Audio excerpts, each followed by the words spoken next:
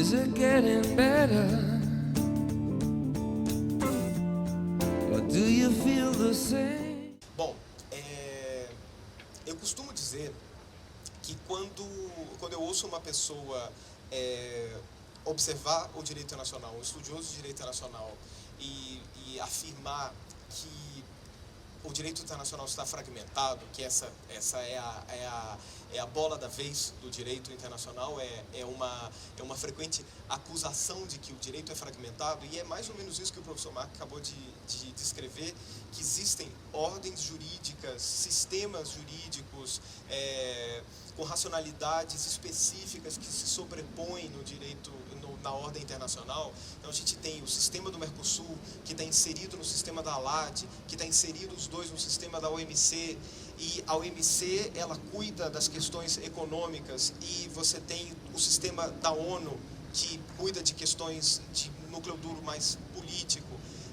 Nós temos o sistema interamericano de direitos humanos, o sistema europeu de direitos humanos, quer dizer, cada organização internacional que surge, ela acaba criando um sistema jurídico distinto, ou nós às vezes nem precisamos da existência de uma organização internacional, mas só de um tratado que preveja algum tipo de sistema de solução de controvérsias, e ali a gente já tem então um sistema internacional distinto, e as pessoas elas observam essa ordem internacional, essa conformação da ordem internacional, e tiram uma fotografia desse momento atual da ordem internacional e passam a descrever esse momento como sendo um dado, como sendo uma questão definitiva, uma nova forma de conformação, de estruturação do direito internacional. Discuto muito essa questão, a simbologia da toga é um negócio muito interessante, né?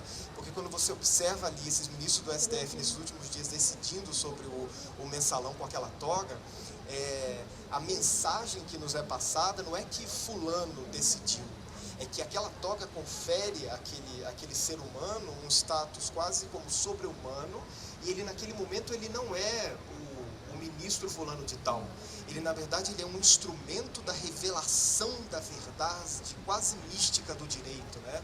Porque ele está ali fazendo um exercício de interpretação de norma que ele, guardando toda a sua independência, que a gente sabe muito bem que isso não é bem assim que funciona, mas a toga, a capa preta, ela serve para reforçar essa imagem de super-humano, de sobre-humano, ou de quase metafísica, não é? De revelação divina do direito, é uma coisa quase que bate toda a intimidade e fragmentação.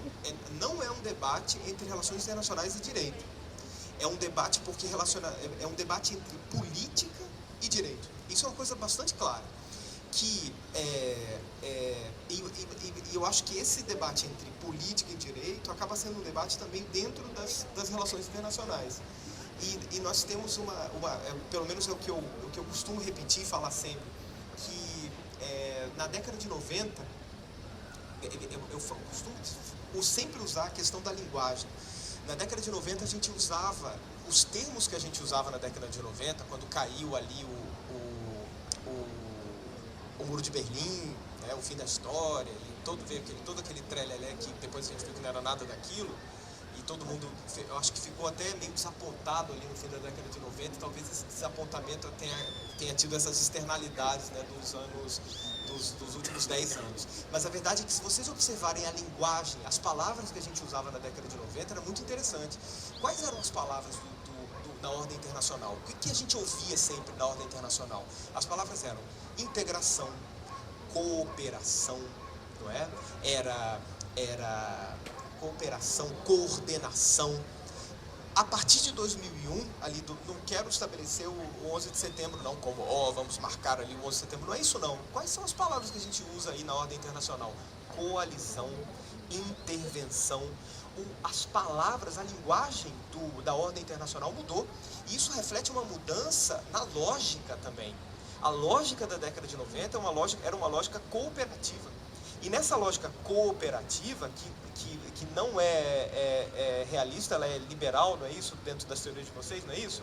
Essa lógica cooperativa, ela reforçou e propiciou que o direito se fortalecesse, se construísse e que dezenas de organizações internacionais foram surgindo, são centenas na verdade, ali na década de 90.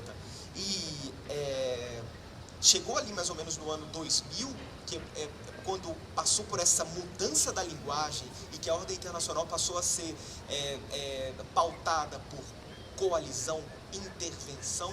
O que aconteceu? Essas organizações internacionais, elas ou frearam o seu desenvolvimento, algumas até retrocederam, essa que é a verdade, e o próprio direito, ele se viu refém de uma situação que ele passou a não ser mais capaz de solucionar determinados conflitos, porque esses conflitos eles passaram a ser solucionados pelos diplomatas por telefone, e não pelos órgãos de solução de controvérsias dos sistemas. Então eu acho que isso é um dado muito importante de ser observado aqui nesse momento da unidade. Vocês podem se perguntar, mas espera aí, o Brasil ele faz parte da Unasul e faz parte do Mercosul. Não era mais fácil, então, o Brasil ele convencer os estados que fazem parte da Unasul a ingressar no Mercosul? Ou acabar com o Mercosul e todo mundo fazer parte só da Unasul? Não seria isso mais lógico? Eu diria que não. Isso não é mais lógico, isso não é e um processo regional ou multilateral, ele não elimina o outro.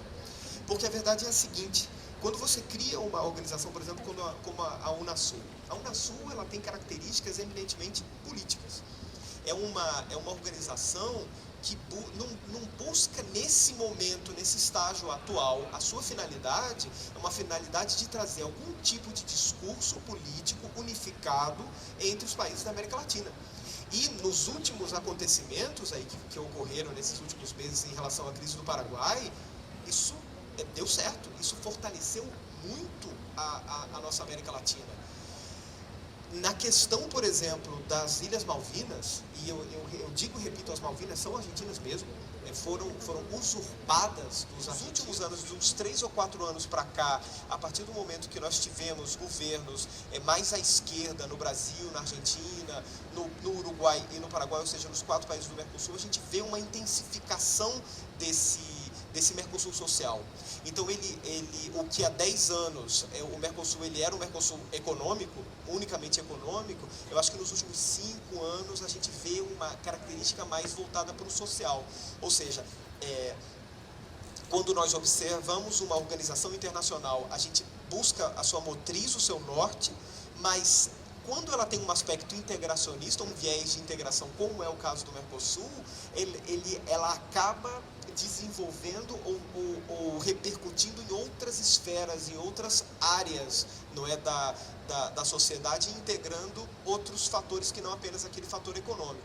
A gente ainda não chegou no nível de integração da União Europeia, mas pode ser que a gente um dia chegue, e dentro das nossas dificuldades, das nossas limitações, nós estamos caminhando. Quer dizer, existe sim esse Mercosul social, ele já é uma realidade. Ele não era uma realidade talvez em 91, mas hoje sim ele é uma realidade, ele vem crescendo e vem se estruturando. Tudo começou numa quinta-feira, e na quarta-feira dessa mesma semana, estava minha mulher e minha mãe, estavam comigo lá no Paraguai, e elas viraram e falaram, não, e aí nessa semana eu falei assim, olha, vocês vão quarta-feira para Foz, vão fazer um passeio que na sexta-feira eu encontro com vocês lá.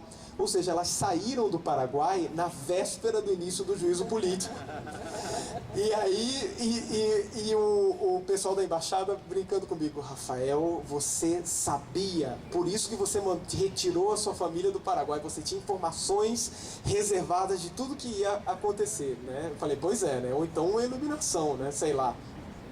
E aí o que aconteceu? Na quinta-feira, ou seja, quarta-feira, sai minha mulher e minha mãe do Paraguai, e o país era um país normal, não estava acontecendo nada, não havia indícios de nada.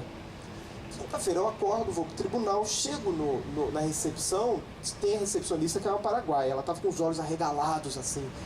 E eu falei assim, o que está acontecendo? Ela falou assim, a Câmara, ela está preparando a denúncia do presidente para o juízo político. Aí eu olhei para ela e falei assim, tá, né? Porque eu falei assim, bom, se eles vão fazer a denúncia, isso vai demorar meses até que se chegue a algum tipo de conclusão, né? Claro. Chegou no meio, e na hora do almoço, a postura era mais ou menos essa. Eu, os funcionários brasileiros, argentinos e uruguaios, a gente estava completamente tranquilos, achando que aquilo ali era uma coisa que ia se resolver. Os paraguaios estressados, tensos, muito tensos. E a gente não conseguia entender o que estava acontecendo. Eu falei assim, gente, por que eles estão tão tensos assim, né? Porque só tá, né? Eles vão começar um processo de impeachment, não é assim. No fim da tarde, nós ficamos estressados. E a gente ficou muito assustado, porque realmente foi feita a denúncia e no mesmo dia eles enviaram ao Senado para que fosse votado no dia seguinte. Só para resumir, sai a condenação, a gente ouve voto por voto e imediatamente depois a gente olha em volta, já era noite, as pessoas elas estavam realmente chorando, os paraguaios estavam chorando, emocionados. E 5 ou 10 minutos depois do anúncio, a gente estava conversando e de repente eu olho e vejo aquele movimento de multidão. Quando eu olho para cima, os soldados atirando as bombas de gás lacrimogêneo, só que não era... a gente estava tão próximo do Congresso que essas bombas elas foram lançadas, a parábola ela ia por cima de nós. Ou seja, para fugir dos soldados, a gente teve que cruzar essas bombas de gás. Então a gente enfrentou gás lacrimogêneo numa situação totalmente arbitrária da polícia paraguaia, da tropa de choque paraguaia, porque ninguém estava fazendo nada ali, era uma manifestação completamente pacífica, estavam todos emocionados e assim terminou que o presidente aceitou a sua renúncia ali naquela tarde, ou seja, foram em 24 horas. Eu poderia entrar aqui em detalhes sobre a acusação, que não havia acusação, não havia provas, eles diziam que, e no libelo acusatório dizia que não eram necessárias provas, porque na verdade eram fatos notórios. O presidente estava sendo acusado de ter sido responsável por uma chacina que ocorreu lá em Curuguaité. Acusações absurdas, tinha até uma história de um palhaço numa festa. Olha umas coisas que vocês não... Vou entrar em detalhes, era tudo muito absurdo.